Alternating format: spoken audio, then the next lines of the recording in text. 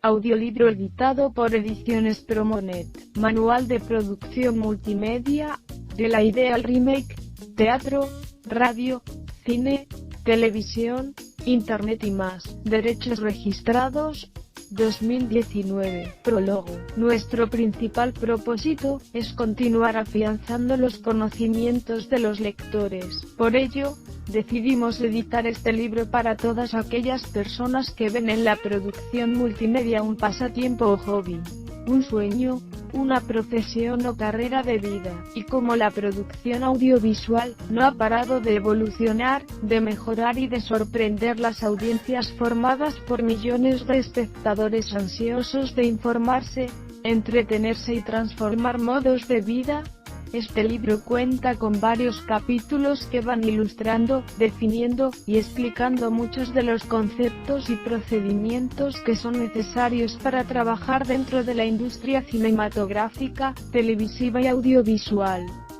sin dejar atrás a aquellos medios primigenios que fueron dando forma y carácter a lo que hoy día llamamos multimedia. Podrás emprender tus propios proyectos multimedia, o inclusive administrar una empresa del medio como tu negocio propio. La bibliografía disponible en la Internet sobre las técnicas y procesos de producción más aceptados, al presente, ha quedado actualizada con este manual que no dejó nada pendiente, porque se han incluido todos los temas y subtemas que completarán cualquier duda que se tenga y esté relacionada a este campo tan influyente en nuestros días y en la sociedad global. Comenzando con el capítulo 1, donde abordamos la historia y el origen de los inventos de medios de comunicación desde la revolución industrial hasta llegar a nuestra época contemporánea, donde la tecnología digital ha reunido y reducido su tamaño, ha aumentado su capacidad de almacenamiento.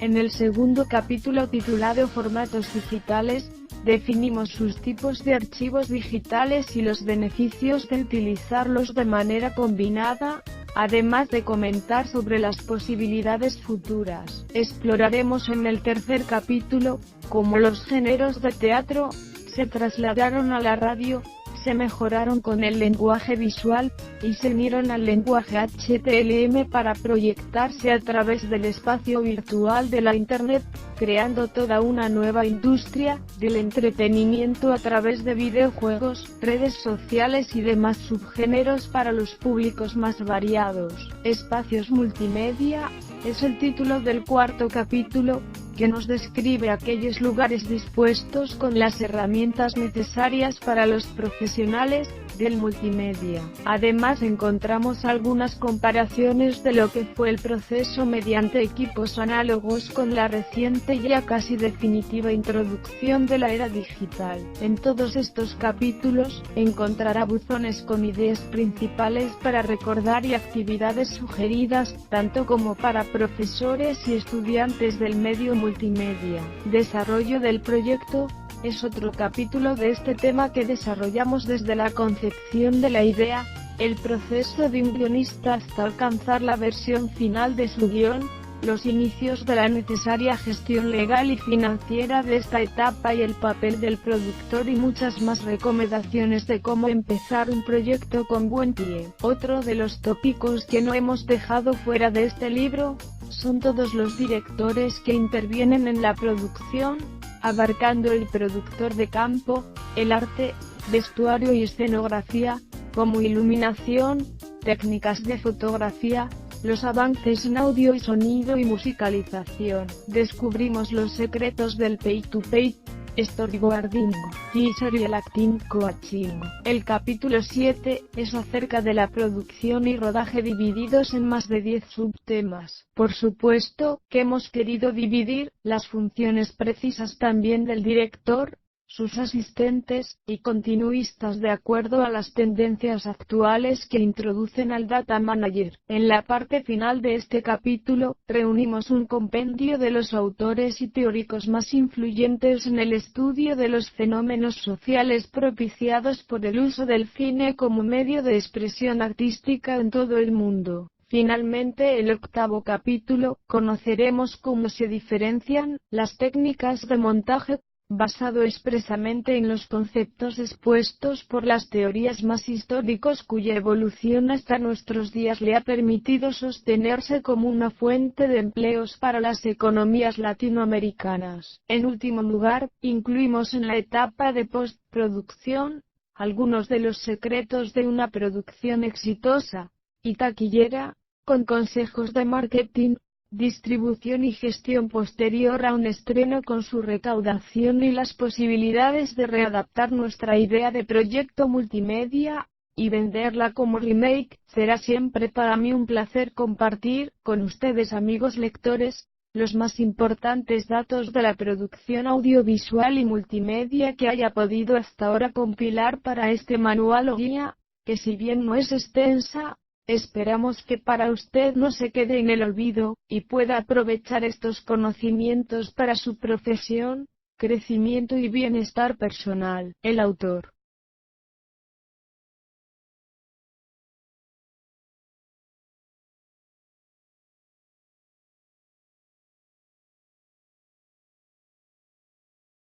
Capítulo 1. De la Edad de Piedra a la informática, han transcurrido muchos siglos. Si hubiésemos seguido usando la piedra, no nos hubiésemos provisto del perfeccionamiento que hoy día exigimos al cumplir nuestras tareas, a como se logró con los precisos materiales que componen un microchip, como es el silicio. Los multimedia son considerados como la forma de presentar información que emplea una combinación de texto, sonido, imágenes, animación y video. Según el dispositivo en que se reproduce el multimedia, este puede ser una PC de escritorio, una tableta, una portátil o laptop o dispositivo móvil o celular. Entre las aplicaciones informáticas multimedia más corrientes figuran las apps, redes sociales, libros electrónicos, juegos, programas de aprendizaje y material de referencia, como las enciclopedias en DVD o Cindon. La mayoría de las aplicaciones multimedia incluyen asociaciones predefinidas conocidas como hipervínculos, que permiten a los usuarios moverse por la información de modo más intuitivo e interactivo. Los productos multimedia, bien planteados, permiten que una misma información se presente de múltiples maneras, utilizando cadenas de asociaciones de ideas similares a las que emplea la mente humana. La conectividad que proporcionan los hipertextos hace que los programas multimedia no sean meras presentaciones estáticas con imágenes y sonido, sino una experiencia interactiva infinitamente variada e informativa. Las aplicaciones multimedia son programas informáticos que suelen estar almacenados en microdiscos externos, SD, card, USB o DVD. También pueden residir en World Wide Web, páginas de web. La vinculación de información mediante hipervínculos se consigue utilizando programas o lenguajes informáticos especiales. El lenguaje informático empleado para crear páginas de web se llama HTML, siglas en inglés de Hypertext Markup Language. Su versión más reciente es HTML5. Las aplicaciones multimedia suelen necesitar más memoria y capacidad de proceso que la misma información representada exclusivamente en forma de texto. Por ejemplo, una computadora que ejecute aplicaciones multimedia tiene que tener una CPU rápida. Es el elemento electrónico del ordenador que proporciona capacidad de cálculo y control. Un ordenador multimedia se llama así al que tiene capacidad para ejecutar aplicaciones multimedia. Necesita memoria adicional para ayudar a la CPU a efectuar cálculos y permitir la representación de imágenes complejas en la pantalla. Tarjetas de sonido y vídeo avanzadas, altavoces y otros tipos de hardware y software que faciliten la ejecución de audio, vídeo y animaciones. El ordenador también necesita un disco duro de alta capacidad para almacenar y recuperar información multimedia, así como una unidad de disco para ejecutar aplicaciones almacenadas en memorias de almacenamiento externo como el 505.500 o Blu-ray. Siglo VI A.C. El teatro, la producción multimedia, tal y como la conocemos hoy, se debe a la evolución y contribución de muchos géneros literarios, pero principalmente lo ha sido del teatro. El naturalismo es responsable en gran medida de la aparición de la figura del director teatral moderno. Aunque todas las producciones teatrales a lo largo de la historia fueran organizadas y unificadas por un individuo, la idea de un director que interpreta el texto, crea un estilo de actuación, sugiere decorados y vestuario, y da cohesión a la producción, es algo moderno. Durante mucho tiempo, en la historia del teatro, la función del director era asumida por el autor de la obra. En el siglo XVIII y parte del XIX, el director era a menudo el actor principal de la compañía, el actor gerente. La creciente dependencia de las cuestiones técnicas,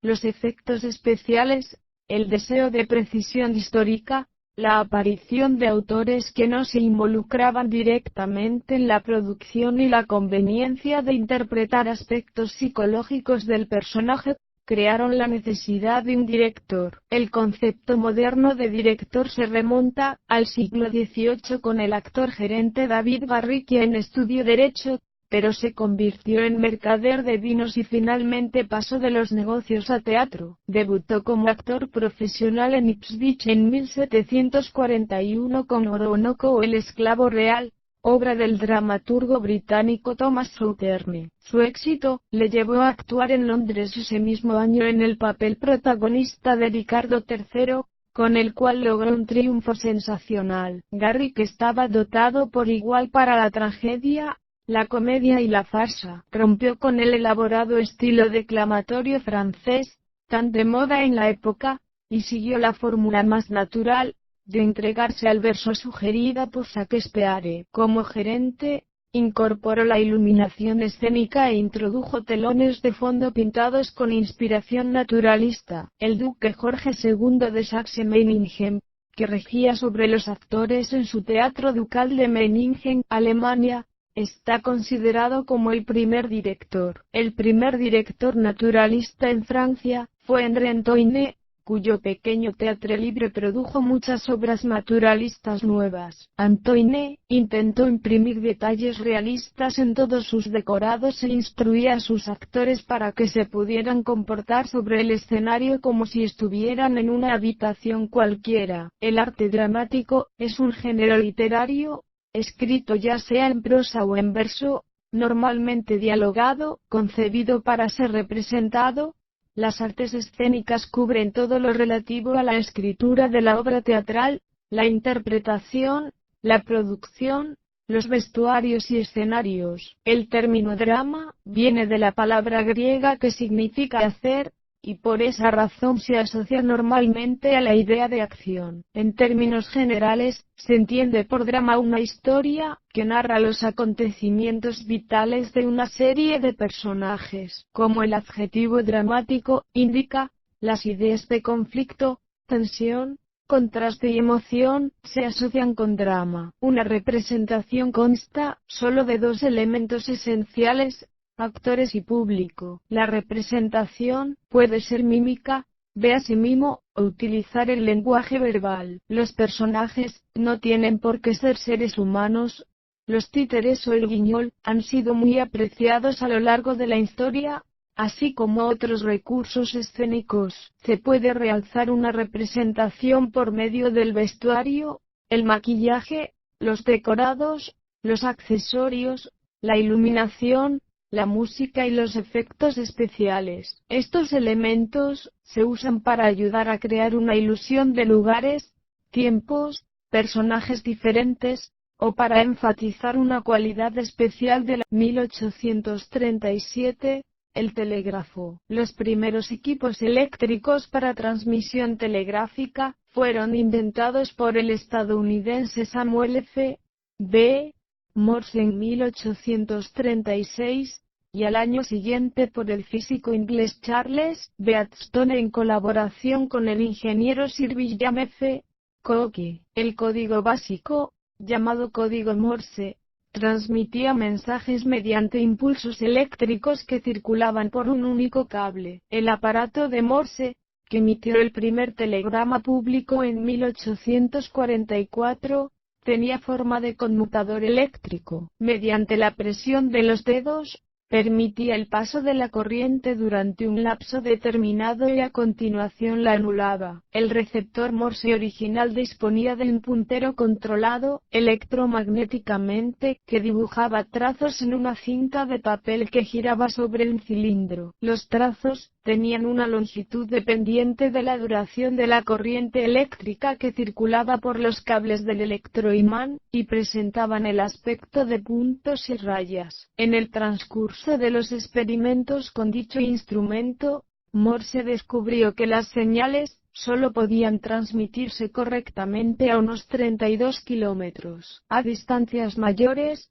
las señales se hacían demasiado débiles para poder registrarlas. Morse y sus colaboradores desarrollaron un aparato de relés que se podía acoplar a la línea telegráfica a unos 32 kilómetros de la estación emisora de señales a fin de repetirlas automáticamente y enviarlas otros 32 kilómetros más allá. El relé estaba formado por un conmutador accionado por un electroimán. En la telegrafía cuádruplex, inventada en 1874 por Thomas Edison, se transmitían dos mensajes simultáneamente en cada sentido. En 1915, se implantó la telegrafía múltiple que permitía el envío simultáneo de 8 o más mensajes. Esta y la aparición de las máquinas de teletipo, a mediados de la década de 1920, hicieron que se fuera abandonando progresivamente el sistema telegráfico manual de Morse de claves y que se sustituyera por métodos alámbricos e inalámbricos de transmisión por ondas. En la actualidad otras invenciones, como el teletipo y el fax, reemplazaron la utilidad del telégrafo. 1839, la fotografía. La sensibilidad a la luz de ciertos compuestos de plata, particularmente el nitrato y el cloruro de plata, era ya conocida antes de que los científicos británicos Thomas Bedford y Humphrey Davy comenzaran sus experimentos a finales del siglo XVIII para obtener imágenes fotográficas. Consiguieron producir imágenes de cuadros, siluetas de hojas y perfiles humanos utilizando papel recubierto de cloruro de plata. Estas fotos no eran permanentes, ya que después de exponerlas a la luz, toda la superficie del papel se ennegrecía. Fue al siguiente siglo cuando, al utilizar una cámara oscura con el fin de hacer copias, William Talbot creó un procedimiento químico para conseguir imágenes en negativo sobre papel. El 25 de enero de 1839, publicó los detalles de su método llamado dibujo fotogénico. Talbot descubrió que el papel recubierto con yoduro de plata resultaba más sensible a la luz si antes de su exposición se sumergía en una disolución de nitrato de plata y ácido gálico, disolución que podía ser utilizada también para el revelado de papel después de la exposición. Una vez finalizado el revelado, la imagen negativa se sumergía en tiosulfato sódico o hiposulfito sódico para hacerla permanente. 8 meses antes de que el pintor francés Louis Jacques de Daguerre hiciese público el procedimiento del daguerrotipo. Ambos sistemas consisten en sumergir la imagen revelada en una solución salina para fijarla e interrumpir el proceso de revelado, y hacerla así permanente. En 1841, inventó el calotipo para revelar la imagen fuera de la cámara. En este método el papel se humedece en una solución ácida de nitrato de plata, antes y después de su exposición y antes de ser fijada. Asimismo presenta la ventaja de producir una imagen en negativo de la cual se puede obtener la cantidad de copias deseadas. En 1851, el escultor y fotógrafo aficionado británico Frederick Scott Archer introdujo planchas de cristal húmedas al utilizar colodión en lugar de albúmina como material de recubrimiento para aglutinar los compuestos sensibles a la luz. Como estos negativos debían ser expuestos y revelados mientras estaban húmedos, los fotógrafos necesitaban un cuarto oscuro cercano, para preparar las planchas antes de la exposición, y revelarlas inmediatamente después de ella. Los fotógrafos que trabajaban con el estadounidense Matthew Brady realizaron miles de fotos de los campos de batalla durante la Guerra de la Independencia estadounidense y para ello utilizaron negativos de colodión húmedos y carromatos a modo de cámara oscura. Alrededor de 1884, el inventor estadounidense George Eastman patentó una película que consistía en una larga tira de papel recubierta con una emulsión sensible. En 1889, realizó la primera película flexible y transparente en forma de tiras de nitrato de celulosa. El invento de la película en rollo marcó el final de la era fotográfica primitiva y el principio de un periodo durante el cual miles de fotógrafos aficionados se interesarían por el nuevo sistema. Desde 1950, han ido apareciendo diversas tendencias, a medida que la distinción entre la fotografía documental y la artística se hacía menos clara. Algunos fotógrafos se inclinaron hacia la fotografía introspectiva mientras que otros lo hicieron hacia el paisajismo o el documento social. Existe una tercera tendencia, que se ha desarrollado a partir de los primeros años de la década de 1960, hacia una fotografía manipulada cada vez más impersonal y abstracta. Para ello se han resucitado muchos de los sistemas de impresión empleados en los primeros años de la fotografía. Por oposición, los pintores neorrealistas han recurrido a fotos para la realización de muchos de sus cuadros. El trabajo de los fotógrafos en color está empezando a vencer los prejuicios críticos anteriores contra el empleo del color en la fotografía artística. 1876, el teléfono. Desde los 18 años, Alexander Graham Bell había trabajado sobre la idea de la transmisión del habla. En 1874, mientras trabajaba en un telégrafo múltiple, desarrolló las ideas básicas de lo que sería el teléfono. Sus experimentos con su ayudante Thomas Watson los probó definitivamente con éxito el 10 de marzo de 1876. Especialmente una demostración,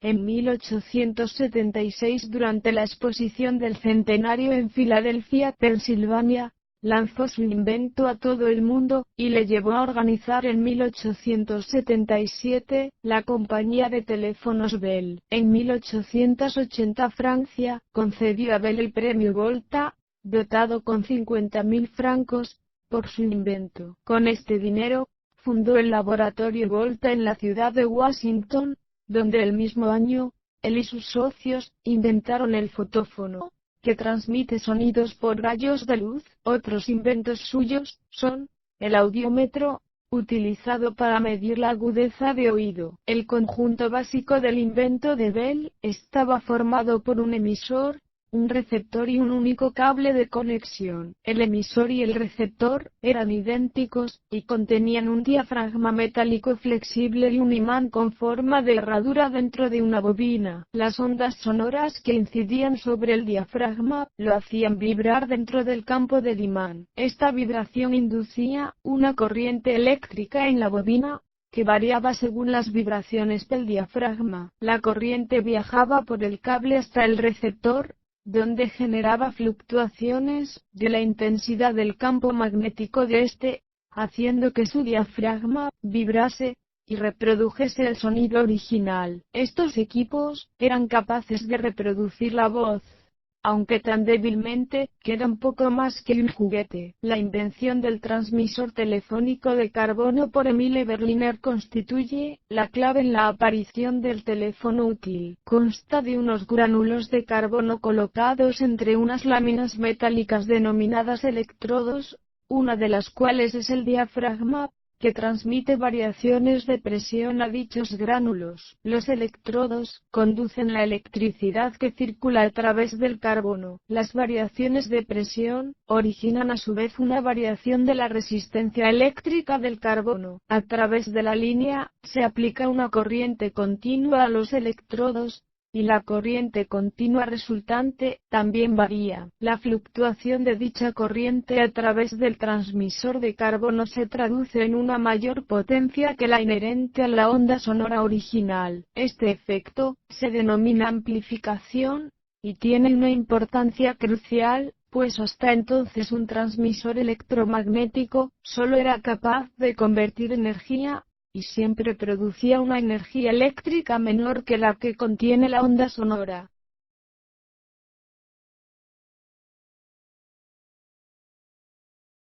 (1895) El cinematógrafo. Aunque Thomas Edison hubiera patentado el kinetoscopio en 1891, el cine propiamente dicho no se conoció hasta el lanzamiento en 1895 por los hermanos Louis y Auguste Lumière en París, del cinematógrafo, capaz de proyectar películas sobre una pantalla para una gran audiencia. Así apareció un nuevo espectáculo de masas, bautizado como el séptimo arte. Solo hacía falta añadir el sonido a las imágenes. Esto se consiguió con la invención de los sistemas de sincronización sonido-imagen por la Vitaphone, 1926, y la Movietone, 1931, para que fuese tal y como hoy lo conocemos. Louis y Auguste regentaban, junto con su padre, una fábrica de material fotográfico. El 13 de febrero de 1895, patentaron lo que se puede considerar la primera cámara de cine, que también funcionaba como proyector e impresora de copias. A este ingenio lo llamaron cinematógrafo, del que se derivó la palabra cine. Funcionaba accionado por una manivela que permitía el arrastre intermitente de la película a una velocidad de 16 imágenes por segundo. Para la presentación pública del invento, contaron con la ayuda del fotógrafo Clement Maurice, quien finalmente eligió un pequeño local situado en el sótano del Gran Café, del Boulevard des Capucines. La fecha escogida para la presentación de la primera película de la historia fue el 28 de diciembre de 1895. A la exhibición asistieron algunas personalidades de la escena parisina, como Georges Méliès, que inmediatamente percibió las enormes posibilidades de lo que estaba contemplando. El programa de estas primeras proyecciones estaba constituido por 10 películas de 17 metros, entre las que se encontraban Partida de naipes, protagonizada por miembros de la familia Lumière, La llegada del tren, que causaba gran impacto entre el público, y sobre todo, Salida de los obreros de la fábrica Lumière, la primera cinta rodada por los hermanos y un importante documento social antecesor de los primeros documentales. 1904, la radio. La teoría de Maxwell se refería sobre todo a las ondas de luz. 15 años más tarde, el físico alemán Heinrich Hertz logró generar eléctricamente tales ondas, suministró una carga eléctrica a un condensador y a continuación le hizo un cortocircuito mediante un arco eléctrico. El ingeniero electrotécnico e inventor italiano Guglielmo Marconi está considerado universalmente el inventor de la radio. A partir de 1895, fue desarrollando y perfeccionando el cohesor y lo conectó a una forma primitiva de antena, con el extremo conectado a tierra. Además mejoró los osciladores de chispa conectados a antenas rudimentarias. El transmisor se modulaba mediante una clave ordinaria de telégrafo. El cohesor del receptor accionaba un instrumento telegráfico que funcionaba básicamente como amplificador. En 1896, consiguió transmitir señales desde una distancia de 1,6 kilómetros, y registró su primera patente inglesa. En 1897, transmitió señales desde la costa hasta un barco a 29 kilómetros en alta mar. 2 años más tarde logró establecer una comunicación comercial entre Inglaterra y Francia capaz de funcionar con independencia del estado del tiempo. A principios de 1901, consiguió enviar señales a más de 322 kilómetros de distancia, y a finales de ese mismo año, transmitió una carta entera de un lado a otro del Océano Atlántico. En 1902 ya se enviaban de forma regular mensajes transatlánticos y en 1905 muchos barcos llevaban equipos de radio para comunicarse con emisoras de la costa. Como reconocimiento a sus trabajos en el campo de la telegrafía sin hilos, en 1909 Marconi compartió el Premio Nobel de Física con el físico alemán Karl Ferdinand Braun. 1923, la televisión. La historia del desarrollo de la televisión ha sido en esencia la historia de la búsqueda de un dispositivo adecuado para explorar imágenes. El primero fue el llamado disco Nipkow, patentado por el inventor alemán Paul Gottlieb Nipkow en 1884. Era un disco plano y circular que estaba perforado por una serie de pequeños agujeros dispuestos en forma de espiral partiendo desde el centro. Al hacer girar el disco delante del ojo, el agujero más alejado del centro exploraba una franja en la parte más alta de la imagen y así sucesivamente hasta explorar toda la imagen. Sin embargo, debido a su naturaleza mecánica, el disco Nipkow no funcionaba eficazmente con tamaños grandes y altas velocidades de giro para conseguir una mejor definición. Los primeros dispositivos realmente satisfactorios para captar imágenes fueron el iconoscopio, descrito anteriormente, que fue inventado por el físico estadounidense de origen ruso Vladimir Kozma-Zborkin en 1923, y el tubo disector de imágenes, inventado por el ingeniero de radio estadounidense Philo Taylor Farnsworth, poco tiempo después. En 1926, el ingeniero escocés John Logie Baird inventó un sistema de televisión que incorporaba los rayos infrarrojos para captar imágenes en la oscuridad. Con la llegada de los tubos, los avances en la transmisión radiofónica y los circuitos electrónicos, que se produjeron en los años posteriores a la Primera Guerra Mundial, los sistemas de televisión se convirtieron en una realidad. Las primeras emisiones públicas de televisión las efectuó la BBC en Inglaterra en 1927 y la CBS y NBC en Estados Unidos en 1930. En ambos casos, se utilizaron sistemas mecánicos y los programas no se emitían con un horario regular. Las emisiones con programación se iniciaron en Inglaterra en 1936 y en Estados Unidos el día 30 de abril de 1939, coincidiendo con la inauguración de la Exposición Universal de Nueva York. Las emisiones programadas se interrumpieron durante la Segunda Guerra Mundial, reanudándose cuando terminó. A partir de la década de 1970, con la aparición de la televisión en color, los televisores experimentaron un crecimiento enorme, lo que produjo cambios en el consumo del ocio de los españoles. 1943, la computadora. Durante la Segunda Guerra Mundial, 1939-1945, un equipo de científicos y matemáticos que trabajaban en Bletchley Park, al norte de Londres, crearon lo que se consideró el primer ordenador digital, totalmente electrónico, el Colossus. Hacia diciembre de 1943, el Colossus, que incorporaba 1500 válvulas o tubos de vacío, era ya operativo. Fue utilizado por el equipo dirigido por Alan Turing para descodificar los mensajes de radio cifrados de los alemanes. En 1939 y con independencia de este proyecto, Jonathan Asoff y Clifford Berry ya habían construido un prototipo de máquina electrónica en el Iowa State College. Este prototipo y las investigaciones posteriores se realizaron en el anonimato, y más tarde quedaron eclipsadas por el desarrollo del calculador e integrador numérico electrónico, en inglés ENIAC, Electronic Numerical Integrator and Computer, en 1946. El ENIAC, que según se demostró, se basaba en gran medida en el ordenador Atanasoff-Berry, en inglés ABC, Atanasoff-Berry Computer, obtuvo una patente que caducó en 1973, Varias décadas más tarde, a finales de la década de 1950, el uso del transistor en los ordenadores marcó el advenimiento de elementos lógicos más pequeños, rápidos y versátiles de lo que permitían las máquinas con válvulas, como los transistores, utilizan mucha menos energía y tienen una vida útil más prolongada.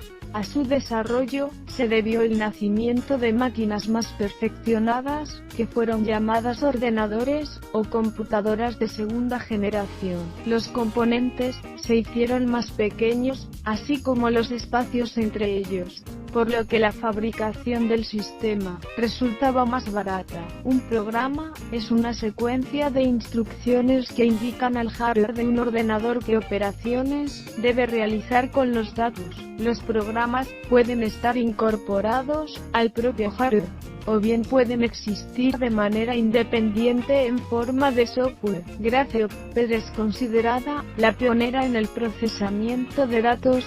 A la matemática estadounidense Grace Hopper se le atribuye la creación del primer compilador en 1952. Hopper ayudó a desarrollar dos lenguajes informáticos, así como a convertir los ordenadores o computadoras en un elemento atractivo para el mundo de la empresa y más tarde del hogar con la aparición de Microsoft Bros. 1973.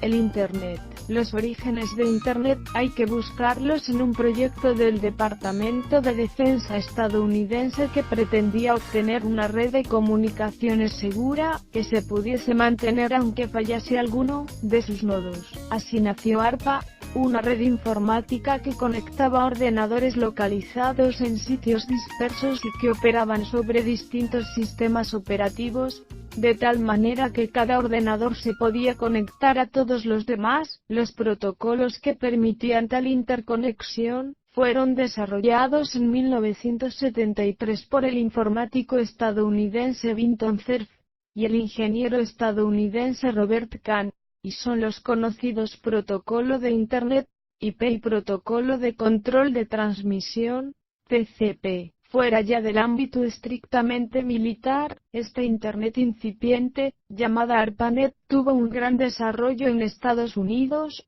conectando gran cantidad de universidades y centros de investigación. A la red se unieron nodos de Europa y del resto del mundo, formando lo que se conoce como la Gran Telaraña Mundial, World Wide Web. En 1990 ARPANET dejó de existir. A finales de 1989, el informático británico Timothy Berners-Lee desarrolla la World Wide Web para la Organización Europea para la Investigación Nuclear, más conocida como CERN. Su objetivo era crear una red que permitiese el intercambio de información entre los investigadores que participaban en proyectos vinculados a esta organización. El objetivo se logró utilizando archivos que contenían la información en forma de textos, gráficos, sonido y vídeos, además de vínculos con otros archivos. Este sistema de hipertexto fue el que propició el extraordinario desarrollo de Internet como medio a través del cual circula gran cantidad de información por la que se puede navegar, utilizando los hipervínculos. World Wide Web, también conocida como Web o WWW, es una colección de ficheros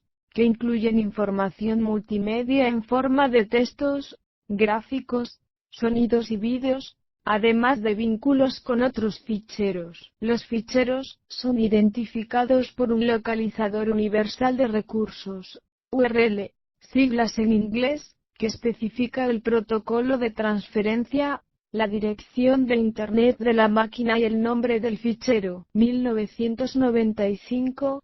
El celular. En 1995, existían en Inglaterra más de 2,2 millones de usuarios de radioteléfonos móviles y su número ha crecido desde entonces en todos los países de Europa hasta superar todas las previsiones. Algunas empresas importantes en la fabricación de estos dispositivos son Vodafone, Ericsson, Nokia y Motorola. Inglaterra fue el primer país en ofrecer servicios de redes de comunicación personal, PCM, que permiten utilizar este tipo de teléfonos en casa, en el trabajo o de forma portátil siempre que exista cobertura de la red. Las PCM operan con una frecuencia de unos 1,8 GHz. Originalmente los sistemas celulares eran analógicos, pero hoy día son casi todos digitales, como sucede con los GSM y los de tercera generación y cuarta generación 4G de telefonía móvil. La tecnología celular o radio celular